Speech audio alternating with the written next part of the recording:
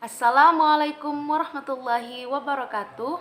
Halo semuanya, perkenalkan nama saya Arini Salsabila, mahasiswa semester 1 UIN Maulana Malik Ibrahim Malang, Fakultas Syariah, Prodi Hukum Tata Negara, kelas B. NIM 21020 3110060. Pada video kali ini, saya akan memberikan sebuah tips tutorial atau praktek wudhu yang insya Allah sudah baik dan benar. Penasaran? Mari simak video berikut ini. Ketika kita ingin melaksanakan wudhu, maka elemen terpenting adalah alma, yaitu air. Karena dalam berwudu kita itu harus menggunakan air. Jika tidak menggunakan air, maka bukan disebut wudu, namun disebut bertayamum. Pertama-tama kita siapkan gayung sejuta umat. Kenapa? Karena di rumah saya tidak pakai keran tapi pakai gayung. Selanjutnya, sebelum berwudu ada beberapa kesunahan-kesunahan yang apabila kita lakukan tentunya mendapat pahala. Nah, apa saja? Dari itu, pertama sebelum berwudu kita itu disunnahkan untuk membaca ta'awudz. Yang kedua, membaca basmalah. Yang ketiga, membaca syahadat yang dilanjutkan dengan lafaz Alhamdulillahilladzi ja'alal ma'a tahura.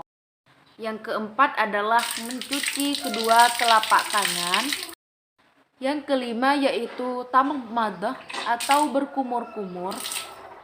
Yang keenam yaitu menghirup air dengan hidung. Setelah itu baru masuk kepada rukun-rukun wudhu. Yang pertama kita harus membaca niat. Bagaimana lafaz niatnya? Yaitu Bismillahirrahmanirrahim.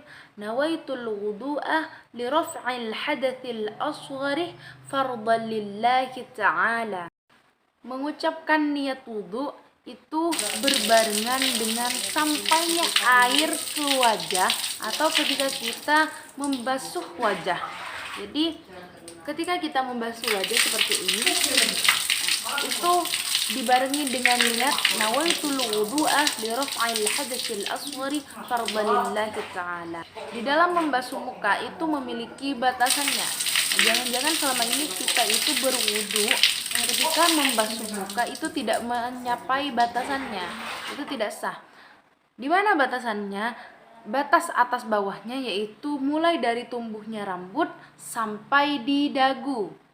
Sedangkan untuk batas tepi kanan dan kirinya yaitu mulai dari telinga yang di sebelah kanan ke telinga yang di sebelah kiri. Rukun wudhu yang kedua yaitu membasuh kedua tangan sampai kedua siku tangan. Ketika kita membasuh tangan yang sebelah kanan, maka disunnahkan membaca lafaz Allahumma a'tini kitabi biyamini wa hasibni hisaban yasira. Sedangkan ketika kita membasuh tangan yang sebelah kiri, maka disunnahkan mengucapkan lafaz Allahumma la tu'tini kitabi bishimali wala min wara'a dhahri. Rukun wudhu yang ketiga adalah mengusap sebagian kepala, yaitu mengusap hanya sebagian saja tempat di mana rambut kita tumbuh. Disunahkan membaca Allahumma harrim sya'ri 'alan nari wa adillani tahta 'arsyika yauma la dhillah illa dhilluka. Sunnah wudhu yang ada di dalam wudhu yaitu mengusap kedua telinga. Disunahkan membaca Allahumma isma'ni munadiyal jannati fil jannati ma'al abrar. Rukun wudhu yang kelima adalah membasuh kedua kaki sampai kedua mata kaki.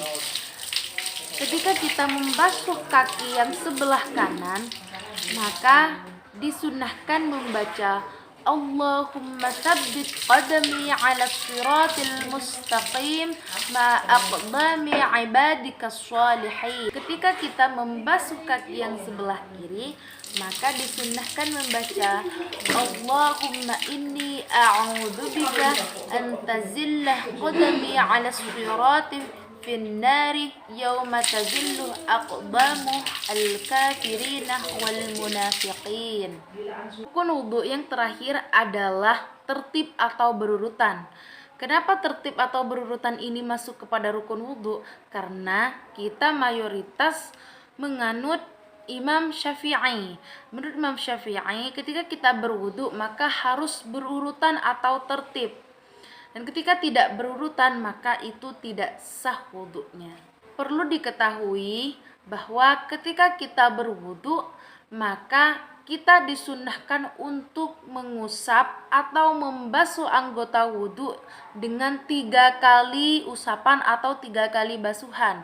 Dan setelah wudhu kita itu disunahkan untuk membaca doa Bismillahirrahmanirrahim, asyhadu an la ilaha illallah wahdahu la syarikalah wa asyhadu anna Muhammadan abduhu wa rasuluh.